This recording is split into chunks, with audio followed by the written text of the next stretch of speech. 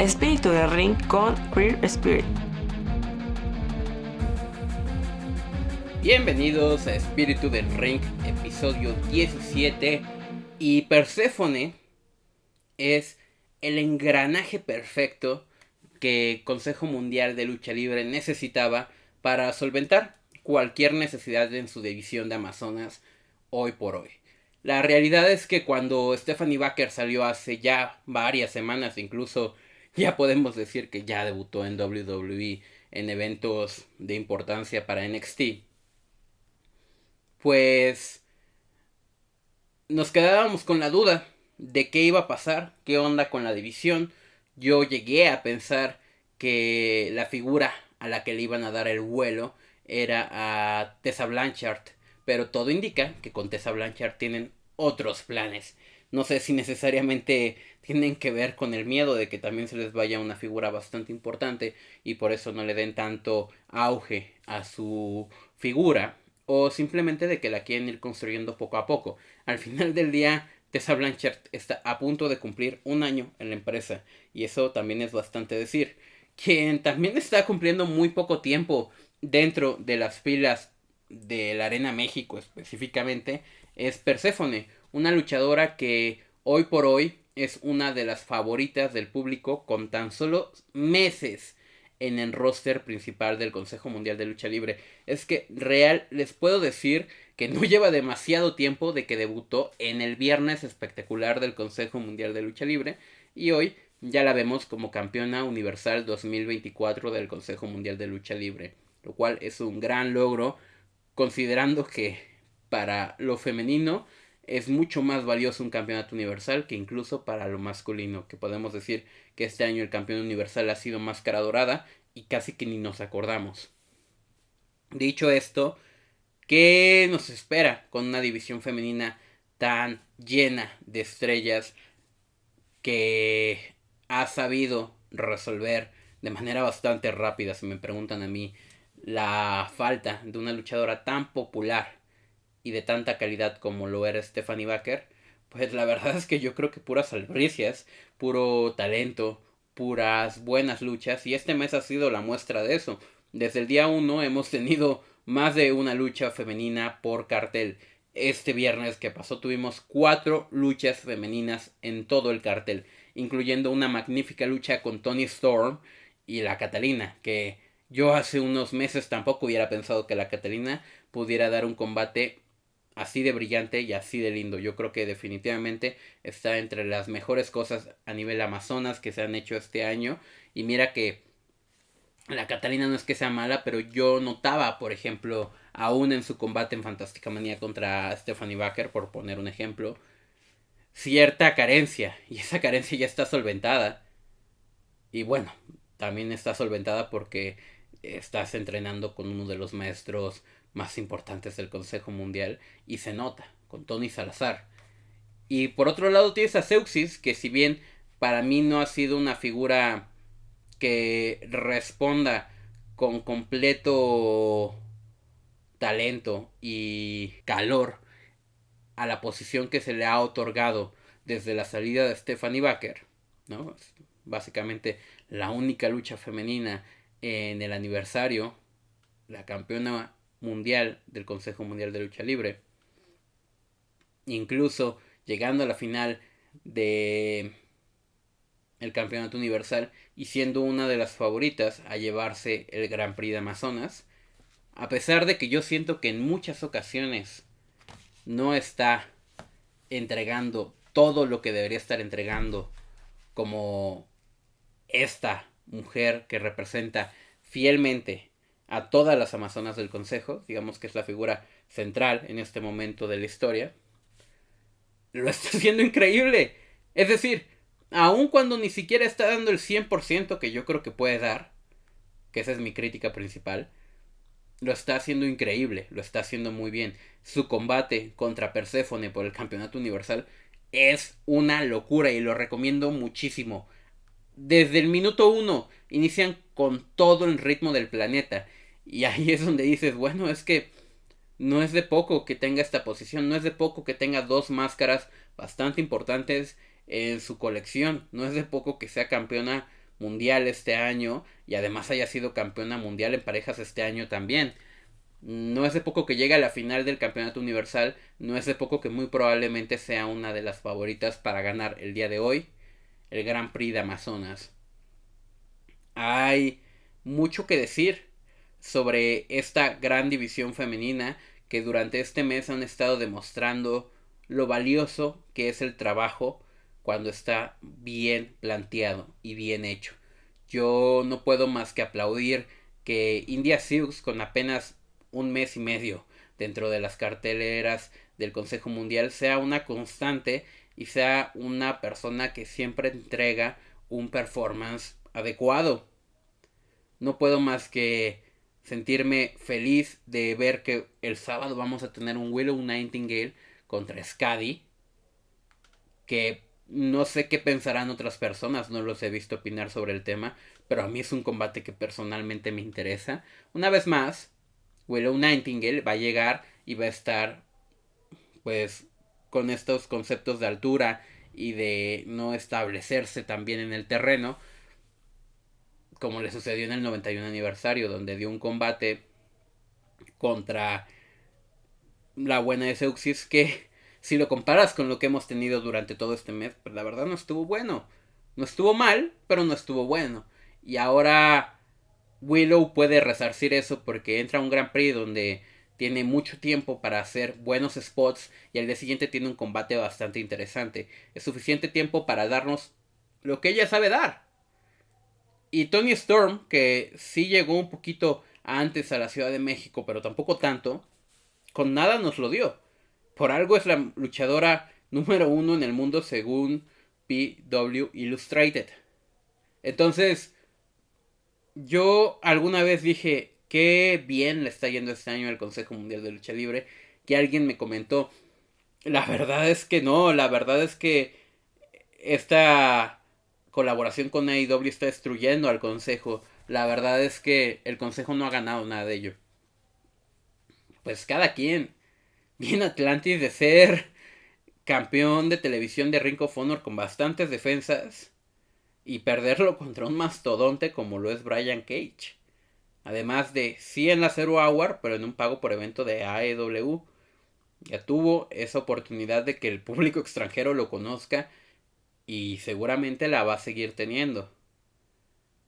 Pero si regresamos específicamente a lo que son las Amazonas, pues la realidad es que a pesar de que hayan sido muy pocas las que hayan estado intercambiándose para allá, la gran colaboración internacional este año es de otro nivel. Para muestra Lluvia, que Lluvia en esta última función de viernes que tuvimos, junto con Tessa Blanchard defendió su campeonato mundial femenino ante Sayaka Nagi y ante Sumika Yanagawa en un muy buen combate. Es que casi que ninguno de los combates que tuvimos el viernes estuvo mal. Fue increíble, ha sido una de las mejores funciones del año cuando nos referimos a lo sencillo, a lo no representativo. Yo diría que la otra podría ser donde vino Daniel Bryan a luchar contra Blue Panther, ¿no? Y bueno, dejemos por afuera aniversario, homenaje, Fantástica Manía, porque esas por sí solas ya concatenan muchas cosas positivas. En fin, que tienes a un personaje como Lluvia que ahora parece tener una rivalidad ahí medio entredicha con Sayaka Unagi. A ver si nos entregan en regreso del campeonato del Consejo Mundial de Lucha Libre de Japón con Lluvia. Pero también con Viva Van, con quien se enfrentó en Fantástica Manía USA por el título mundial del Consejo Mundial de Lucha Libre. Y es esa figura mexicana que representa a las Amazonas. Sí tienes a Seuxis, pero Seuxis tiene todo este concepto del Puerto Rican Power dentro de su esencia y no lo puedes cambiar. Tienes a Tessa Blanchard, tienes a Perséfone, pero Lluvia es la netamente mexicana.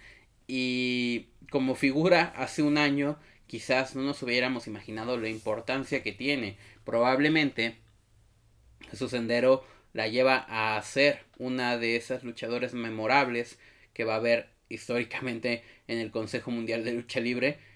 Y Y ha tenido las oportunidades, por supuesto, hay otras que no las tienen, pero también sabe hacer bien su trabajo. Entonces es una suma de varias cosas. Muy muy feliz con lo que ha estado pasando. Feliz por Perséfone, creo que va a llegar al siguiente nivel, creo que es la pieza que les hacía falta cuando salió Baker y supieron elegir a la persona adecuada. Perséfone da muy buen performance cada vez que se sube en ring y eso es indudable. Y la están mezclando con gente muy cabrona, como Zeuxis, como Tessa, como Lluvia, que hacen que brille. Y muy probablemente no nos sorprenda que pronto esté en lugares mucho más altos de la cartelera a nivel femenino. Es lo que es. Se ha convertido ya en una figura que al público le encanta. Y bueno, ves a gente que ya también se huele y dice Persephone es la Rhea Ripley de Consejo Mundial de Lucha Libre. Yo no estaría tan de acuerdo porque pues son dos historias diferentes y son dos contextos diferentes. No han tenido las mismas luchas y no han tenido las mismas derrotas como para que correspondan al mismo personaje. Pero lo que sí es cierto es que impone ver a Persephone y realmente es una de esas piezas que se agradece muchísimo tener en el Consejo Mundial de Lucha Libre. Nada más para cerrar un poquito esta parte del programa, cabe añadir que seguimos con esta cuestión que platicamos bastante en el programa anterior de los luchadores cambiando pues de bando, rudo técnico, y esta última ocasión ahora le tocó a Reina Isis, quien en el Consejo Mundial de Lucha Libre informa coqueteó con la idea de volverse técnica. Es algo que ya habíamos comentado en el programa anterior, que por ahí parecía que con Reina Isis estaban haciendo este trabajo, y ahora ya lo dice de su boca, por lo que no nos sorprenda que esta rivalidad con Zanelli haya sido la punta de lanza para pasarla a convertirla en una luchadora técnica. Y vamos a ver qué sucede con ella, porque yo creo que así como nos la han presentado, también se convierte en una alta contendiente para ganar el Grand Prix femenino. El Grand Prix femenino es el día de hoy. Tenemos a muchísimas luchadoras. Mi corazonada principal es que va a ganar una luchadora mexicana. A ver qué sucede con ese tema. Ya estaremos platicando más a detalle la semana que viene. Pero considerando cómo se ha presentado en general la historia de las luchadoras durante estas últimas semanas, mis favoritas para ganar son Zeuxis, Zanelli y Reina Isis. Vamos a ver qué sucede con ellas tres. Yo creo que hay altas probabilidades de que una de ellas tres se lleve la victoria el día de hoy. Sin más, nos vemos en el siguiente bloque, donde vamos a hablar del Día de Muertos en el Consejo Mundial de Lucha Libre.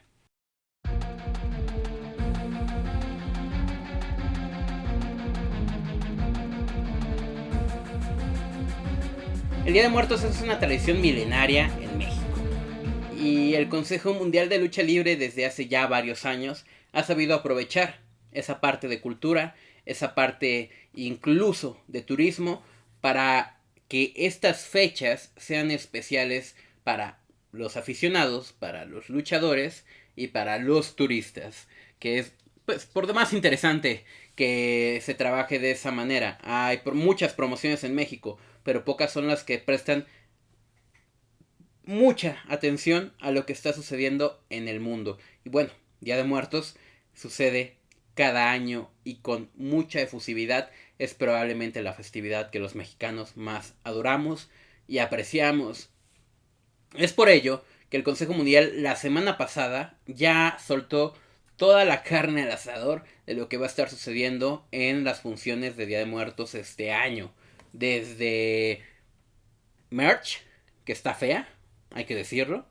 No sé por qué les cuesta tanto sacar una merch bonita, pero bueno. Desde merch hasta cómo va a ser la función del Rey del Inframundo de este año, que ya sabíamos un poquito, ya teníamos algunas premisas sobre cómo iba a ser, pero ya tenemos a todos los luchadores, ya tenemos los carteles, ya tenemos incluso cómo se va a trabajar cada una de estas funciones.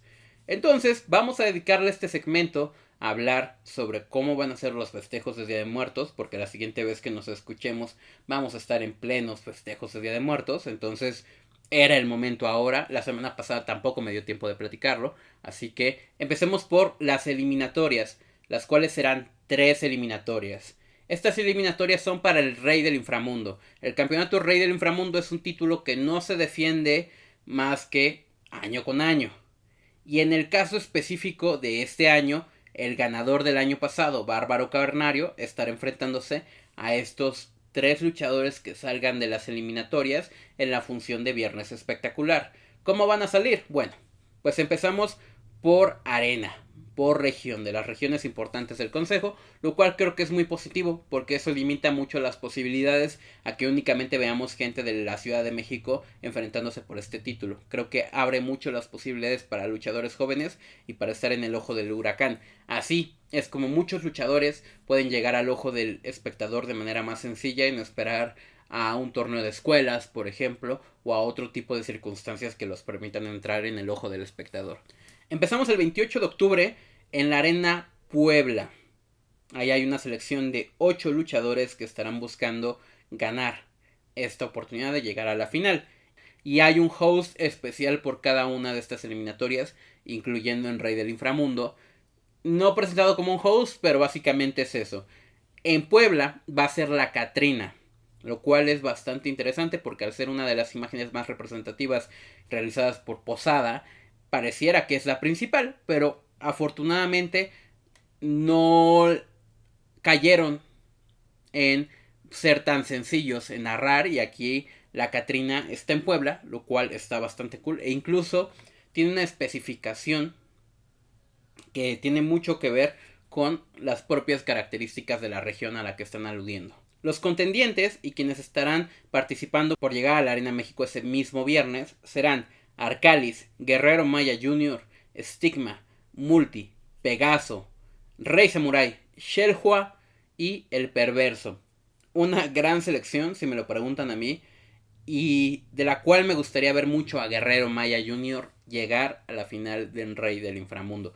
Vamos a ver qué tal, porque Stigma también es un guerrero que sabe juntar las delicias del público y hacerlo muy disfrutable todo. Por ahí estoy seguro que habrá gente que querrá que Shelwa también esté en esta posición. Fíjense que aunque yo considero que es un muy buen luchador y su personaje en caracterización me cae muy bien, desde la última entrevista que le vi tener en el CMLL Informa, como que no me latió tanto su vibra, sabes, como diciéndole, yo tengo más de 50 llaves a Guerrero Maya Jr. ¿Y tú qué? Yo sé que es un personaje, yo sé que está dentro de la ficción, no me encantó eso, pues también ese tipo de cosas te hacen ganar o perder espectadores o seguidores. Y en ese caso me gustó mucho más que aunque Guerrero Maya Jr. en esa promo no la hizo tan bien, en el ring demostró otra cosa. Y Shelwa se quedó pues callado. Lo cual vuelve a formar parte de la ficción. No está directamente mi crítica enfocada en el luchador, pero sí en cómo enfocó su promo en aquella ocasión, ¿no? Como vanagloriando a un luchador que lleva 20 años trabajando. El 29 de octubre tenemos en la Arena Coliseo de Guadalajara la siguiente eliminatoria con el host de esta ocasión, que será el Charro Negro, otra figura idílica de la cultura terrorífica de los mexicanos. Y allá tenemos una selección por demás interesante, que es Barbosa, que probablemente sea quien llegue al final, Maléfico, Calavera Junior 1, Calavera Junior 2, La Bestia Negra, Furia Roja, Arlequín y Gallero. Son nombres que constantemente están en las carteleras de Guadalajara, pero que no suelen llegar demasiado a México, más allá de las Calaveras y Barbosa. Me encantaría mucho ver a Arlequín en la posición de llegar a la eliminatoria del Rey del Inframundo, pero creo que aquí sí está casi cantado que Barbosa es la opción. Barbosa últimamente ha tenido todas estas presentaciones en Ciudad de México y creo que es el showcase que estaban buscando para el luchador y para que ya se quede establecido completamente en la Ciudad de México y pueda seguir formando equipo con Sandokan Jr. y Difunto en esto que ellos llaman el barco fantasma. Ese mismo día, el 29 de octubre, en la Ciudad de México, en la Arena México, en el martes de lucha libre, el martes popular de lucha libre, pues tendremos otra selección, pero también tenemos otro host. Y aquí, cambiando un poco los aspectos y enfocándose ya en dioses de las culturas antiguas que hay en México, sobre todo las culturas prehispánicas, tendremos, y perdón si lo pronuncio horrible, a Itzpapalotl como representante de los hosts que tendremos aquí en el Consejo Mundial durante estas fechas y que será quien esté llevando esta eliminatoria. Y aquí hay algo que mencionar que no lo había hecho, pero también habrá otros pequeños individuos que mencionaron como integrantes del inframundo de la cultura prehispánica que estarán también ayudando a llevarse a los luchadores del ring cuando sean eliminados del torneo. No estoy seguro si nos explicaron cómo iba a ser el formato del torneo, pero lo más probable sea que sea cibernético en todo caso. Porque los carteles, que ya tenemos el de Puebla, por ejemplo, tienen suficientes luchas para que sea un cartel semilleno, completito, pero para que también sea una cuestión de torneo cibernético por el otro lado. En Ciudad de México, los representantes serán Sandokan Jr., Coyote, Vegas, Crixus, Espanto Jr., Difunto, Magnus y Villano III Jr. Aquí, para quienes me conocen un poquito, sabrán que mi favorito tiene que ser Magnus, por defecto.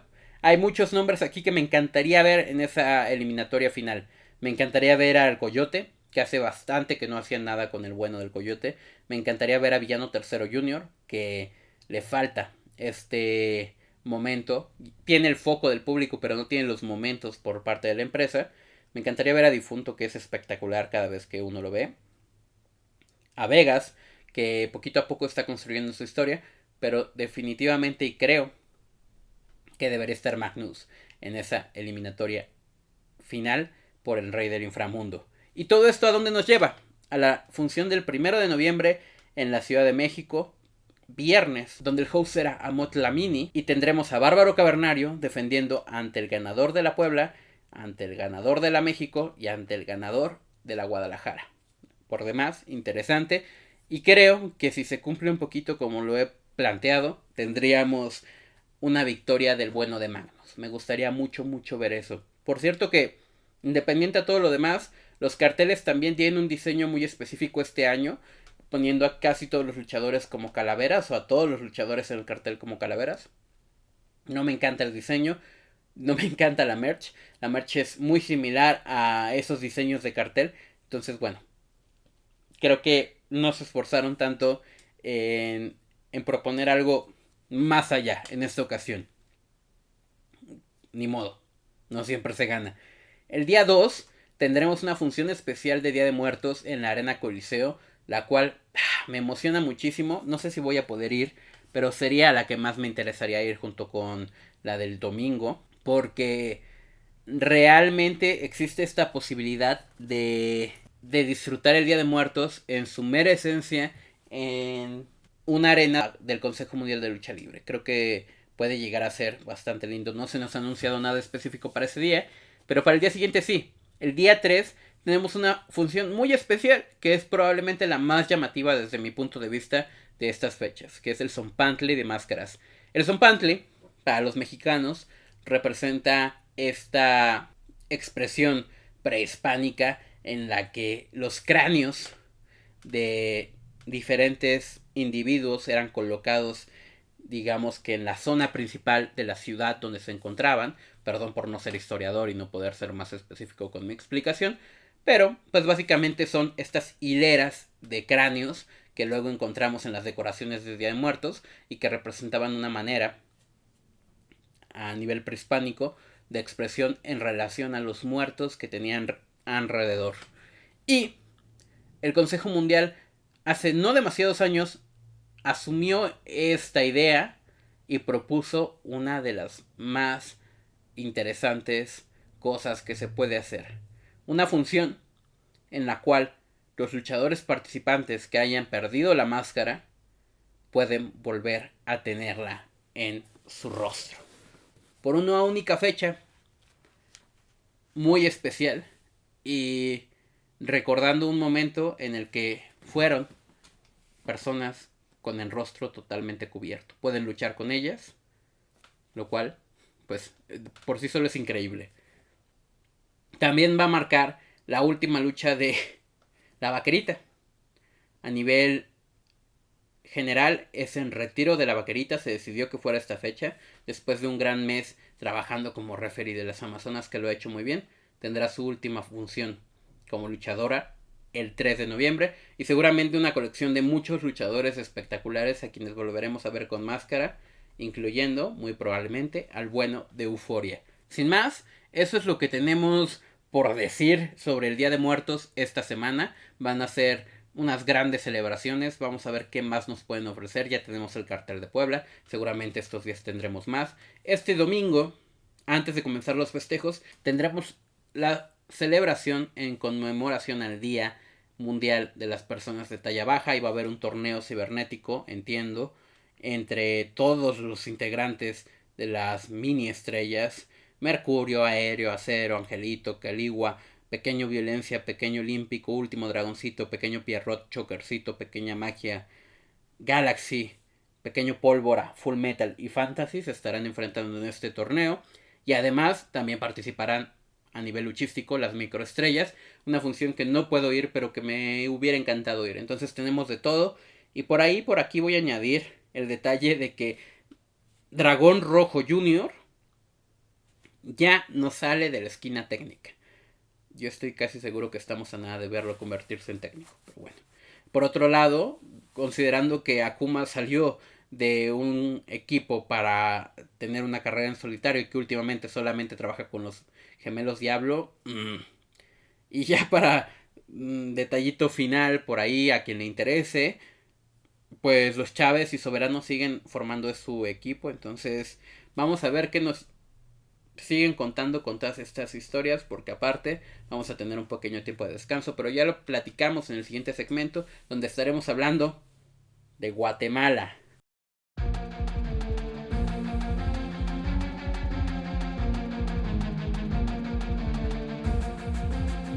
La lucha libre en México es, por defecto, una de las más importantes del mundo, históricamente hablando. Y aunque me encanta hablar semana con semana de lucha libre mexicana, habiendo tantos medios que hablan de lucha libre extranjera semana con semana, día a día, creo que a veces también es importante dedicarle tiempo a extensiones de este deporte espectáculo en diferentes características. En esta ocasión, como algunos seguidores del podcast sabrán, yo estuve ausente de contenido reciente durante casi 4 semanas si no me equivoco. Esto porque tuve un viaje a Guatemala donde tuve la oportunidad de conocer un poco de la cultura tanto de Guatemala como de la cultura de lucha libre en Guatemala, lo cual me emociona muchísimo y me había estado pensando cómo abordar esto. De hecho yo les había contado que esta semana íbamos a hablar de AAA, pero decidí descansarlo tantito más porque creo que era importante hablar de todo lo que hablamos del consejo, pero también dedicarle este espacio a la lucha libre en Guatemala, la cual me dejó un muy buen sabor de boca. La verdad es que, considerando que en Guatemala la mayoría de las cosas son caras, les puedo decir que una botella de agua de las de 600 mililitros, 500 mililitros, me llegó a costar 30 pesos. Y me parece una locura. El tipo de cambio pues es bastante diferente. Una botella incluso aquí de 1 litro te puede llegar a costar 10 pesos. Y curiosamente, una de las cosas que me encontré en Guatemala fue que la lucha libre es muy económica. Mientras que una botella de agua te cuesta casi 30 pesos, una entrada a la lucha libre en la posición que tú quieras, porque no hay como asientos asignados, te cuesta 75 pesos por ahí, casi 100.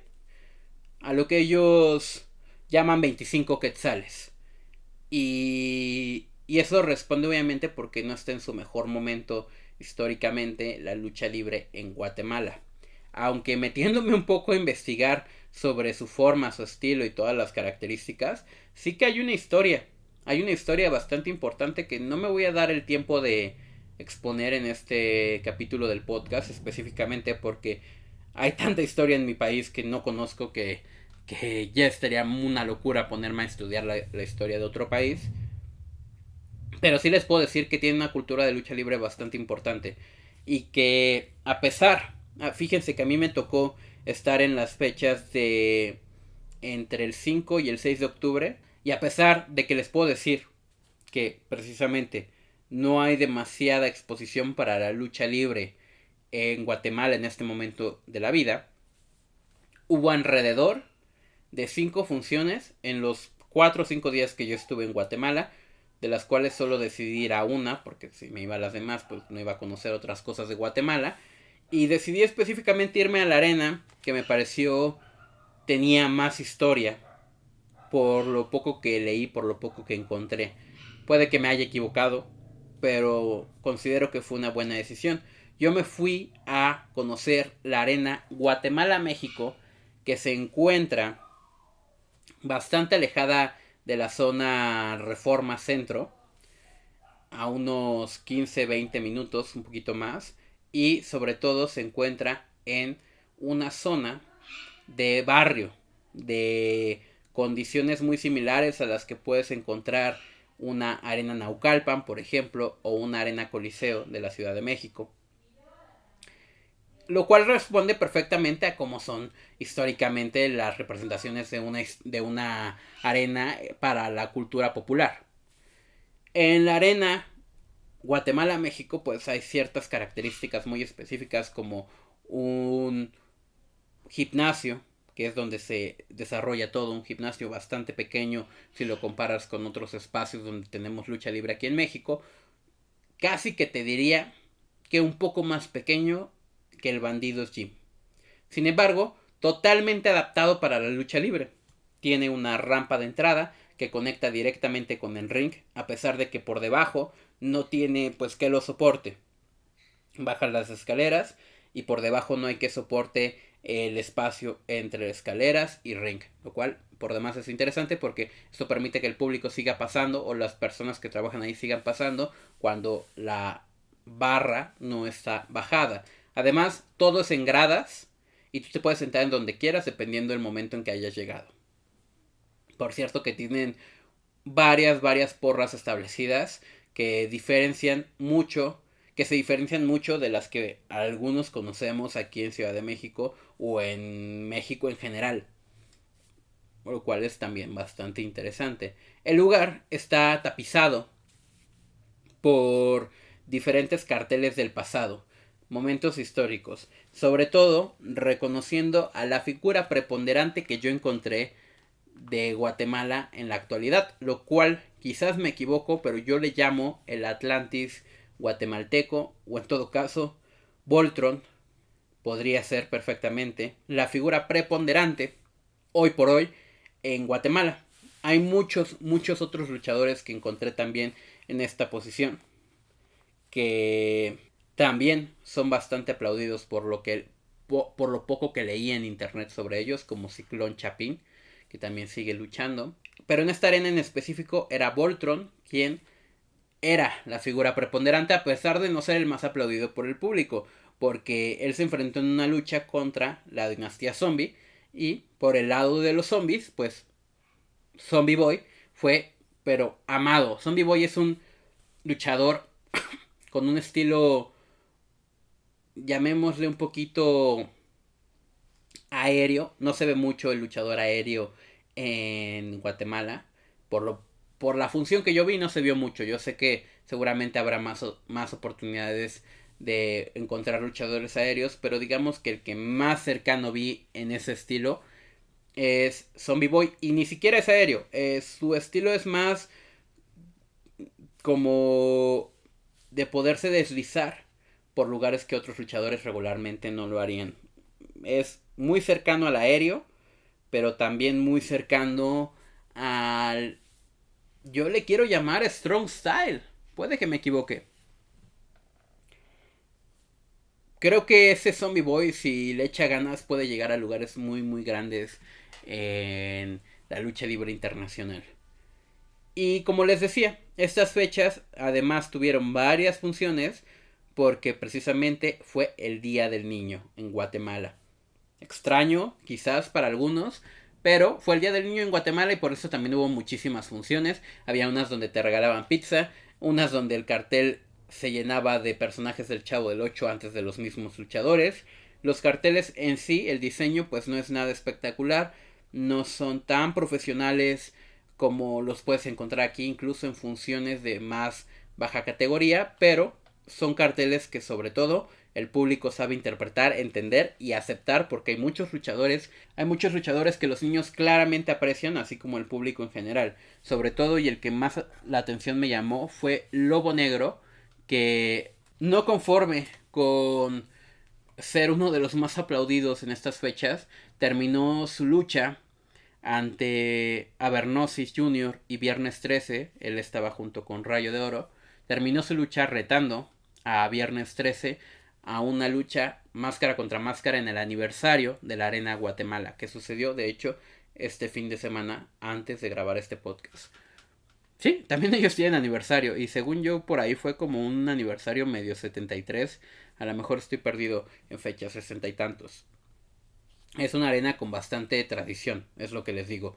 Y y de hecho sus siglas son muy similares a las del Consejo. Creo que ellos son la Federación Mundial de Lucha Libre y tienen un reconocimiento oficial, que todo eso lo pueden encontrar en mi Instagram, @creer.spirit. Tienen un reconocimiento oficial por parte del Consejo Mundial como los promotores más importantes de la lucha libre en Guatemala, históricamente hablando, lo cual, bueno, podrá estar sesgado, pero es interesante. En general fue una función bastante divertida. Por ahí los que más me llamaron la atención y me gustaron mucho fueron los Tornado, que son unos luchadores padre e hijo. También hay mucha dinastía allá. Padre e hijo que usan un equipo amarillo con negro que emula un tornado, pero que también añade algunos de los accesorios o características de la ropa chapín, de la ropa guatemalteca de algunas culturas de por allá. Me gustó muchísimo la participación de ellos. Les digo que el Lobo Negro, había muchos niños con máscara de Lobo Negro, y lo que les puedo decir es que hubo más de 100 personas en una arena que quizás su límite sean 500. Hubo más de 100 personas. Muchos se notaban que conocían a los luchadores. Incluso arriba de mí se encontraba una persona a quien después identifiqué como Lady Zombie, que no sé si será la madre o familiar o hermana de tanto Zombie Boy como hija del zombie que participaron en la lucha estelar, y que al final de la lucha también se ingresó para recibir un par de golpes por parte de Voltron, hijo de Voltron, de Chica Maravilla. Hubo de todo. De hecho, la función acabó con una campal con todos los luchadores de la función pegándose, tal cual, así pegándose en el ring como si fuera AAA, y dejando todo calentito para la lucha que iban a tener semanas siguientes rumbo al aniversario. Y el aniversario ya sucedió y les digo que tuvimos a Lobo Negro contra Viernes 13 en esta función de aniversario. No la he visto obviamente porque no hay como una transmisión oficial. Pero lo que sí sé es que Viernes 13, que por cierto es muy buen luchador, por ahí tiene una característica molera de que le copia algunas cuestiones muy específicas a Penta Cero Miedo, específicamente el Cero Miedo, y de hecho el público se molestó cuando lo hizo, pero acaba de perder la máscara y yo lo vi bastante bien, yo creo que luchó bastante bien. Por ahí les invito a que busquen a Viernes 13 Guatemala porque lo interesante. Y Voltron, como les decía, es un luchador histórico para ellos. Había bastantes carteles, pero aparte es el tipo de luchador que ha venido a México y que los otros luchadores históricos aquí en México lo reconocen como un histórico. Entonces es interesante, yo creo que Tiene además una máscara muy bonita, de las más bonitas que vi allá. La mayoría de los luchadores tienen máscara. No todas son tan lindas como las que puede llegar a sacar un luchador mexicano, pero la de Voltron sí era muy, muy, muy, muy linda. Y por ahí quiero mencionar dos detalles más que a mí me conquistaron específicamente. Bueno, ahí les va uno de rebote. Chapin Lover. Había un luchador llamado Chapin Lover que bailaba. Eso es de rebote. Ciclón Negro es un luchador desenmascarado que tiene todo el carisma del universo y que sabe trabajar al público de manera increíble. Ciclón Negro a mí me encantó. Me gustó mucho su identidad. Estuvo en la segunda lucha, se ve que es un hombre de edad, pero me gustó muchísimo, muchísimo su trabajo. Probablemente junto con el Tornado, de los que más disfruté en esta función que pude ver en Guatemala. Y detalle extra, tuvimos una lucha entre Spider-Man, Hulk y las monjas. Las monjas malvadas. Que fue únicamente como para arrancar el día con risas. Son personajes que no se toman tan en serio el entrar en la contienda, pero sí son espectaculares. Spider-Man pues es un chico que está vestido de Spider-Man y Hulk un chico que está vestido de Hulk. Y responde mucho a otra época aquí en México. Y por lo que he estado viendo también, de pronto tienen de que a Super Mario, de que tienen a otros personajes de la cultura pop de ese estilo. Las monjas sobre todo fueron muy divertidas. En un acto casi exótico, en el característico estilo exótico de luchadores. Entonces, pues les digo, hubo de todo. Me quedo satisfecho. El barrio estaba pesado. El barrio donde fue la función estaba pesado. Pero bueno, así son las cosas. Y lo que también les puedo decir es que hubo funciones en todos lados. Al lado contrario de la ciudad se encontraba otro gimnasio donde también hacen funciones cada fin de semana. Creo que se llama Planeta Lucha Libre o Planeta Wrestling. Y también estaba la otra arena que incluso creo que hizo dos funciones. Hubo de todo. Realmente creo que la cultura en Guatemala de lucha libre está muy presente. También son personas que aprecian mucho la cultura de lucha libre mexicana. Pude ver que en estas mismas fechas y durante los últimos meses hay ocasiones en las que luchadores mexicanos llegan a estar presentes en funciones de allá y los reciben con mucho amor y mucho apapacho. Entonces eso, la verdad una experiencia increíble. Los niños, una de mis partes favoritas fue que en la rampa de entrada, muy similar como ya les decía yo a las que hay en la Arena México, a las que hay en Puebla, más a la de Puebla por ejemplo, más sencilla incluso que la de Puebla, los niños tienen la disposición de subirse a esa zona de rampa y todos los niños de la arena se subían entrada con entrada del luchador a darles las manos, a saludarlos, a recibir algún regalo de ellos porque como era día del niño pues salían con pelotas, dulces, juguetes. Muy lindo. Y me encanta esa conexión de los niños con los luchadores. Digo, lo puedes ver aquí en arenas pequeñas. Es normal que suceda eso, que un niño pueda acercarse mucho al luchador. Pero digamos que aquí al tener esta distancia entre ring, rampa y gradas, se entendería que no se puede. Y al final del día sí se podía y era increíble. Además a eso súmale que la comida, había de todo, había pero de todo en la oportunidad gastronómica. Desde unas empanadas muy ricas que yo ya había probado en otra zona de Guatemala, como tostadas, como hot dogs, como hamburguesas, ese tipo de cosas, a precios muy económicos, considerando que un McDonald's te puede llegar a costar 40 quetzales, un McDonald's sencillo, y 40 quetzales son como casi 200 pesos, si no me equivoco. Considerando eso, la realidad es que era muy económico, también la bebida, había de todo y muy, muy, muy barato. La verdad es que eso me gustó mucho, porque aquí, por ejemplo, en una arena un poquito más pequeña, incluso el boleto te va a salir más caro que en una arena más grande, y además la comida ni se diga, le suben el precio por tres. Son unas cosas diferentes, obviamente, vuelvo. Si un McDonald's te llega a costar, un McDonald's muy sencillo que aquí te cuesta 59 pesos, allá te llega a costar casi 200 pesos, pero una arena de lucha libre te cuesta mucho, mucho más económica de lo que aquí costaría en México, pues son unas por otras. Puedo decir que responde completamente a que no tienen tanto foco hoy por hoy la lucha libre en Guatemala y que los propios guatemaltecos no conocen de ello. A mí me llevó un Uber a la arena y nos fuimos platicando y platicamos bastante de WWE porque era un aficionado bastante grande de WWE, pero no conocía ni a un solo luchador guatemalteco, que tampoco es su culpa. Responde a sus propios intereses y a las propias cosas de asumir la lucha libre en diferentes regiones, pero que es interesante por demás que te guste la lucha libre y a lo mejor no conozcas a un luchador de tu región.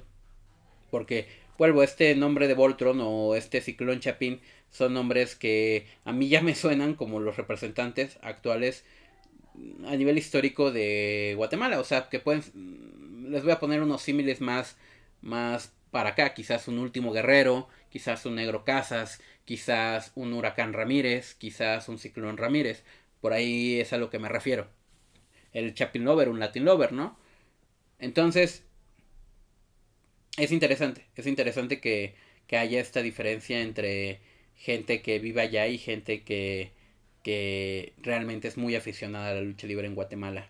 Sin más, me encantó platicar de esto con ustedes. Esta parte del podcast la voy a subir por aparte, además después como un video en homenaje a esta cuestión que pude vivir en Guatemala y que me encantaría poderlo hacer en diferentes partes del mundo si tengo la oportunidad, por supuesto, y del propio México, que es algo que también intento hacer cuando logro salir.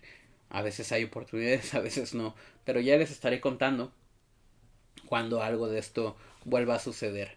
Por lo pronto, ¿qué va a suceder ahora con el podcast? Recuerden que la semana pasada les hablaba de que yo ya estaba manejando y planeando el cambio de fecha en que se subía el podcast y yo creo que se va a oficializar esta semana como una promesa de campaña. Puede que el martes vean el nuevo episodio de Espíritu del Ring ya arriba y que se convierta en la fecha y horario oficial del podcast hoy por hoy.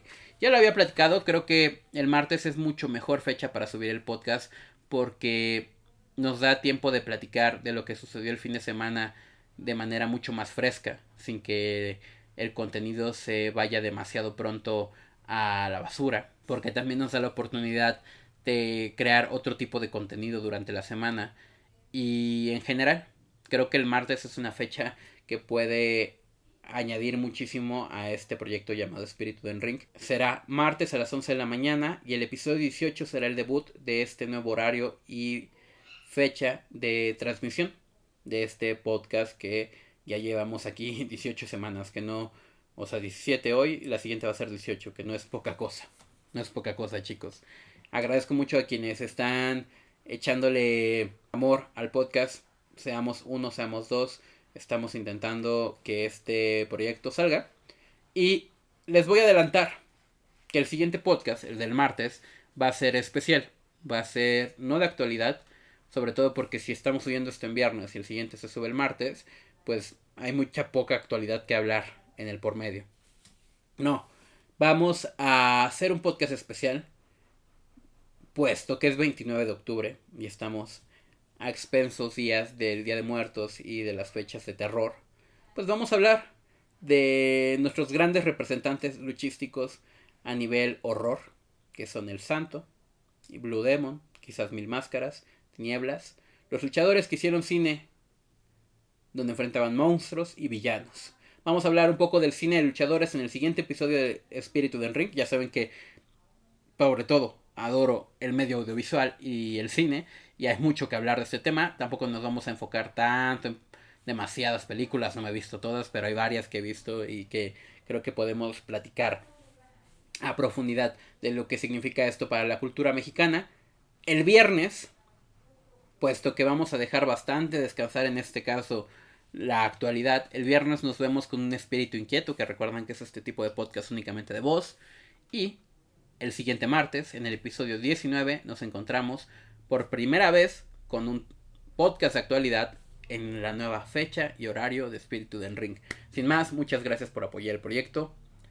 Si aún no se suscriben, que lo dudo porque están escuchando esto, suscríbanse y dejen un comentario y verán que seguimos creciendo. En TikTok estamos a punto de llegar a los 1000 seguidores. Los invito a que también nos vayan a seguir por allá porque subimos otro tipo de contenido a veces. Sin más, chao.